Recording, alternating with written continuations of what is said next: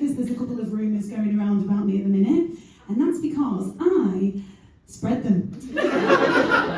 Some people are like, that's narcissistic. I'm like, no, it's networking. I love gossip so much. It's my first favourite hobby. And I disagree with people who don't like gossip, because they say it's really nasty, but I actually think it's really nasty when people refuse to gossip. Because they're actively trying to limit my knowledge. You know, it's like we're back in 1869 and I don't have the right to education.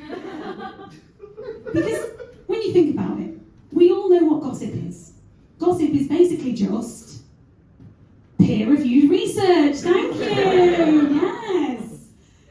And when you are studying, you know, when you're in the lab or the library or the girls' bathroom, you will find yourself amongst these gossip celibates, right? Now you have to be careful because they'll lull you into a false sense of security, because they will bring to you a field of study, right? Something like, do you know, I heard someone in this office got kicked out of M&S last week.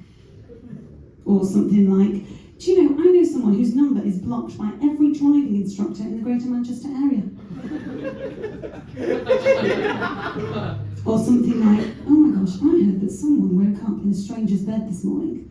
It was piss wet through. But they decided to put a towel down and just crack on with some sex anyway. On top of the wee. Isn't that gross? Isn't that filthy? Isn't that disgusting? At which point you will rightfully go, oh my God, who? And that's when they'll go, oh, well, it's not my place to say. Oh, fuck off, Stephanie! Why won't you tell me? Why are you being a loser? What do you think is going to happen? You're going to get bundled onto a BA flight, flown to Salem and burnt at the stake. Why won't you just name names? Because you're not abstaining from gossiping. What you're doing there is plagiarism. Because you're doing all of the research and none of the referencing. And by those rules, snitches don't get stitches. Snitches get good GCSEs.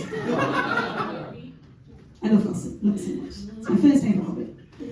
My second favourite hobby, I am absolutely obsessed with myself.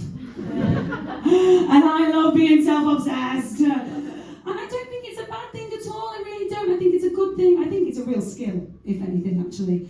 And I feel like we can all be a bit more self-obsessed, you know. Well, women, but you know, I genuinely believe that there is enough room in this world for all of us to just be a little bit more self-obsessed. Unless you're a politician, an estate agent, or someone who says, "Oh, I'm mint on a night out." I read a quote recently, right, and it was like, there's only one of you in the world. And I thought, that's a shame. That is a real shame. You know, I'm so self-obsessed. I think it'd be terrible if I died.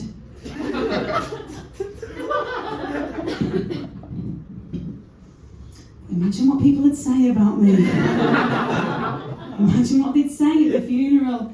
Doesn't bear to give thought to, really, does it? I mean, I don't know, probably something along the lines of Amy was a vivacious and wonderful woman who lived a surprising life, but she really carpe diemed, and not only was she a great philanthropist, but through hard work and determination, she was voted the most talented at a bucking bronco competition in Iron Apple. She was a keen fundraiser and regularly donated her pubic hair to the Little Princess Trust. Amy was full of heart, and one time I heard she even apologised for breaking up a family. And as part of her final wishes, Amy requests that if you heard that rumour about someone getting kicked out of M&S for following her ex-driving instructor around the cereal aisle, then took solace in a one-night stand with a man who pissed the bed, and then decided to just put a towel down and crack on with the sex anyway, and then when he left for work, she said, "Oh, where do you work?" And he said, "Number 10 Downing Street." Please, in respect for the deceased, may you pass it on. Thanks so much, Amy Nic.